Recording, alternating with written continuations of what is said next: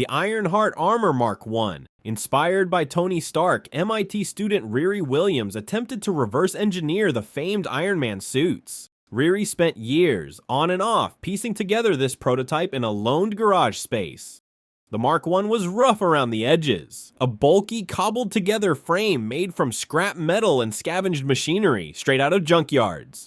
Protection-wise, pretty limited. There was no full helmet, no oxygen supply, and the headgear was basically just a pair of reinforced goggles.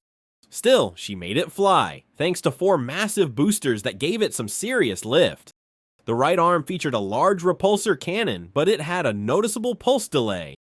And powering it all was a heart-shaped battery at the core. Riri suited up in it to escape the FBI, and it was ultimately destroyed by the Talokans, and after her capture, the suit was never recovered. Next is the Ironheart Armor Mark II. Thanks to Wakanda's unlimited resources, Riri had access to vibranium and a little help from Shuri and her team of brilliant scientists. The result? A sleek, polished upgrade, finished in a bold red and black color scheme. The vibranium frame made the armor insanely durable, and with powerful thrusters on the back and additional boosters in the boots, it could reach higher speeds and pull off tighter maneuvers mid-air.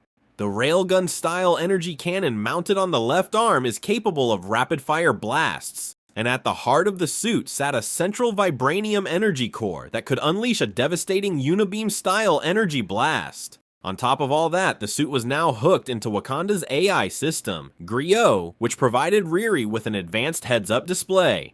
We're talking real-time data, threat analysis, and target tracking. This version was purpose-built to go toe-to-toe with the Talokan, and it delivered. But because it was made with vibranium, a sacred and protected resource in Wakanda, Riri couldn't take it home. Next is the Ironheart Armor Mark III. The time Riri spent in Wakanda had leveled up her engineering game, and she put that knowledge to work. The Mark III armor was built in her research lab at MIT, funded by a mix of research grants, as well as some more unofficial income from helping other students cheat. The result? A sleek full-body armor with a clean black and white paint job. This advanced modular armor could be broken down into smaller pieces and then easily auto-assembled piece by piece onto Riri's body. And thanks to mechanical limb extensions, the armor's frame was larger than Riri herself, with precision movement systems controlled from inside. For flight, the Mark III was equipped with dual shoulder thrusters, with smaller stabilizers built into each limb. It wasn't built for combat, but it could fly relatively long distances. Powered by solar and wind energy, the suit managed to carry Riri over 900 miles, from Cambridge all the way back home to Chicago. Inside the helmet was a high-functioning heads-up display run by MIT's faulty AI, Trevor. Unfortunately, the suit broke down mid-flight due to Riri getting locked out of the system upon her college expulsion, and after a rough crash landing, the damage was even worse.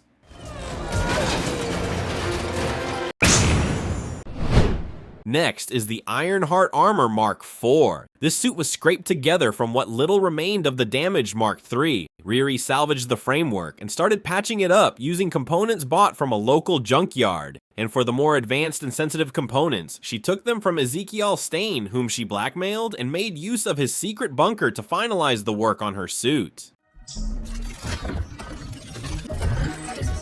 By this time, Riri had fallen in with the Hood's gang, and she used this armor to assist them in pulling off illegal heists.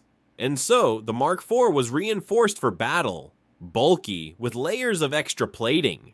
She didn't even bother with a repaint. The suit remained a dull gray, with scratches and worn out paint from its past still visible. And even with just a single remaining shoulder thruster on the right side, it was still capable of flight like before, and was still powered by solar and wind energy. And then there's the AI created by Riri herself. Due to what she assumed was a glitch, Natalie eerily took on the appearance and voice of her deceased best friend, and thanks to a projector embedded on the left side of the chest plate, Natalie could be rendered in a realistic 3D holographic form. What's more, the suit could now be operated autonomously by Natalie, and Riri could even summon it remotely using her necklace as a beacon.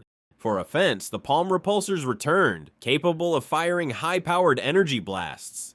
But in the end, the Mark IV met its destruction at the hands of Zeke Stain himself, now upgraded with dangerous bionic enhancements. Next is the Ironheart Armor Mark V, Riri's latest suit built for her ultimate showdown against the Hood. With no other resources, she went back to where it all started, her father's garage, and this time, she literally broke down her dad's prized Barracuda muscle car to build the armor, salvaging the vehicle's components and spirit to forge this new red and black Mark V suit.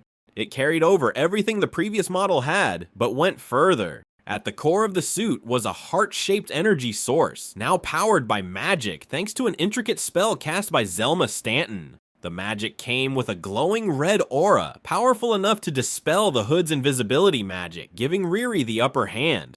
But it came at a price. The infusion of mystical energy disrupted her Natalie AI, effectively erasing it, forcing Riri to fly solo. Even the heads-up display would sometimes feature glowing arcane symbology, blending science with sorcery right on her screen. The arm blasters were now redesigned too, mounted on the outer forearms, giving them better targeting and freeing up her hands mid-combat. Flight was powered by shoulder-mounted thrusters, positioned on the back for a streamlined boost system, and the suit could still project realistic holograms, now coming directly from the central core. Sometime after the battle, Riri deconstructed the magical enhancements, carefully pulling back the layers of enchantment, and in doing so, she brought Natalie back. Or did she really? And was it really her doing? There are actually 3 more suits belonging to Riri Williams that have been featured in the MCU, but in other universes as seen in the animated What If series.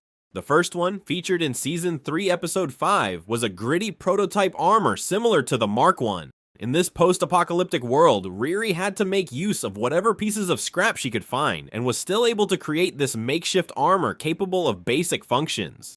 The second one, featured in the very same episode, is the White Vision armor. After defeating the Synthezoid, Riri integrated its parts into her own body, essentially becoming a human Synthezoid hybrid. This is probably her most powerful form yet, having gained all the OP powers that Vision had.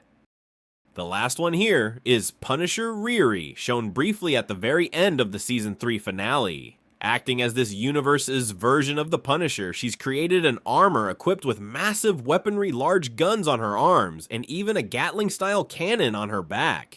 Given Riri's tragic past of having her loved ones brutally murdered in front of her, as well as her propensity towards unlawful activity, it's no wonder that she could end up very much like Frank Castle. And that's just the MCU multiverse. We haven't even covered the comics, or other on-screen adaptations, maybe in a future video. Thanks for watching!